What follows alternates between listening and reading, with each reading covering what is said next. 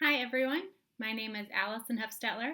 I'm a family doctor and I'm going to spend some time with you sharing ideas for brief interventions that'll help affect unhealthy alcohol use in your patient. Our goal today is really to make brief interventions achievable in a short time that you have with your patients, and I hope to share some tips and tricks for how to do this. So do brief interventions actually work?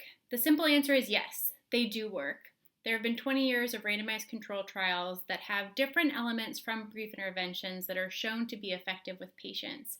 Now, there's not a magic solution of this element is guaranteed to work and this element might not work, but we do think as a combination of the spectrum of brief interventions, these are effective to help patients reduce their alcohol use. In fact, those that receive interventions are 2 times as likely to reduce their drinking. So, which patients qualify for a brief intervention? Again, there's no yes or no, right or wrong answer to this. But after you've implemented your screening tool using either the SAS-Q or the Audit-C, you'll have a score. And from that score, you can bucket people into a category of very low risk, moderate risk, or high risk.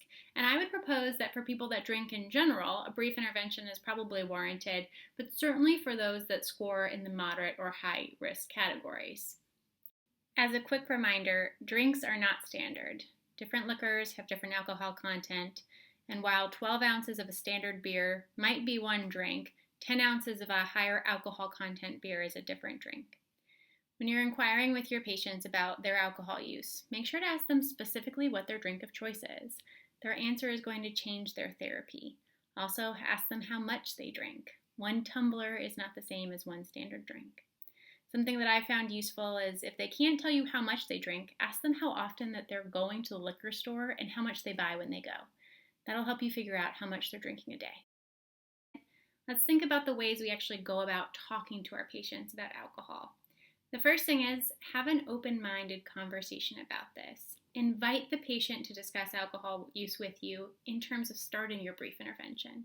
If a patient is at that pre-contemplative or contemplative phase of their stages of change, they're going to be less likely to want to hear from what you have to say.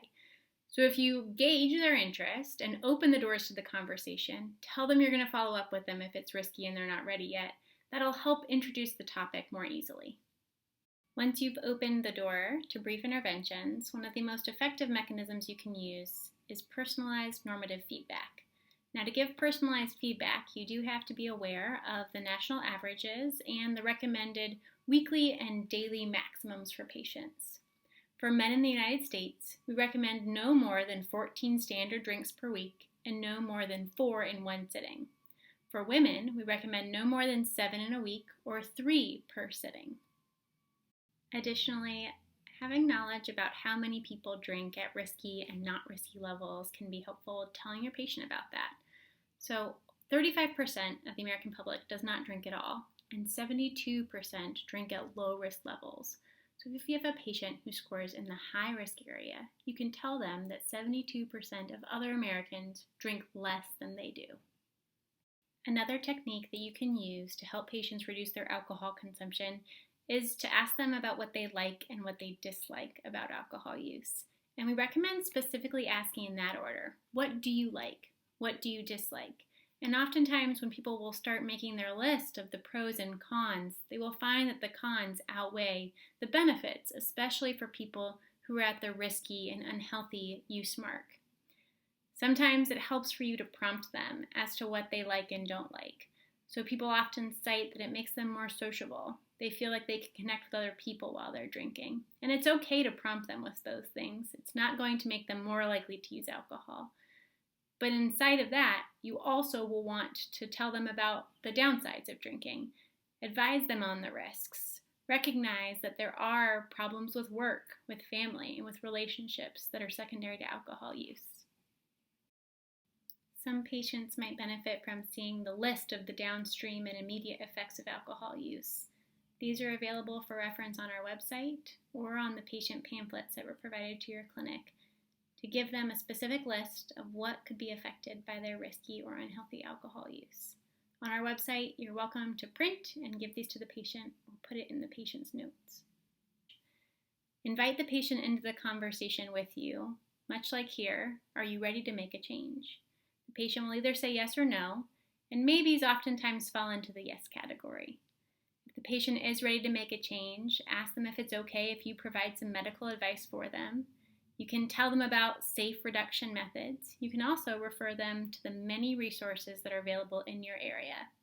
On our Unhealthy Alcohol website, we have several resources that are specific and verified for your area that you can use in clinic with your patient. If the patient's not ready to quit, it's okay. Bring them back, anticipate talking to them again, but remind them that they are drinking at an unhealthy level and you're going to bring up the topic again in the future. Make sure that you have a follow-up plan made for patients that both agree to and don't want to start a plan at this time. For patients that don't drink or are very low risk, I would still encourage you to screen every year, whether it be at a wellness exam or some other time, for alcohol use. People's alcohol use does vary throughout their lifespan, and so addressing this yearly is a reasonable option. For patients that are high risk, I recommend seeing them back rather frequently, especially at first when they're on therapy. You can see them between every 2 to 4 weeks. People of moderate risk, but those you think might not follow up or in high-risk situations, you could also see every 4 to 6 weeks. These are guidelines and not meant to be rules. You have to find what works for you and your patients.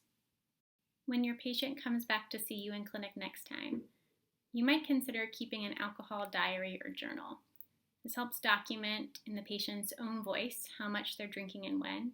You can also ask them to write down if there are certain triggers that promote them to drink more or less, and that'll help identify the patterns in their alcohol use. When they come back in, ask them to bring their journal with them, and you can go over it together, review what their patterns are like, and identify if they're drinking more than the recommended volume per week. We'll dive deeper into motivational interviewing during our next conversation at a practice meeting. However, always make sure that you're being empathetic and non-judgmental to your patients with alcohol use disorder. The perceived stigma of alcohol use is probably a factor as to why patients present late to care for this issue. Make sure that you're an open door and willing to talk with your patients about this. Additionally, you are an authoritative figure when it comes to alcohol use. The pendulum has swung from red wine being very helpful for heart disease to being unsure of whether or not that's true. It's okay to tell patients that excessive alcohol use is not healthy for their lifestyle. We're going to dig further into deflecting denial and rolling with resistance and helping facilitate change in our next conversation. We hope that you'll begin to use these brief interventions with your patients in clinic who would benefit and reduce their risky and unhealthy alcohol use. We're always happy to help more. If you have questions, come visit us at our website at uauvirginia.squarespace.com. All of our contact information is available on the website. Email us, let us know what questions you have. Thanks so much.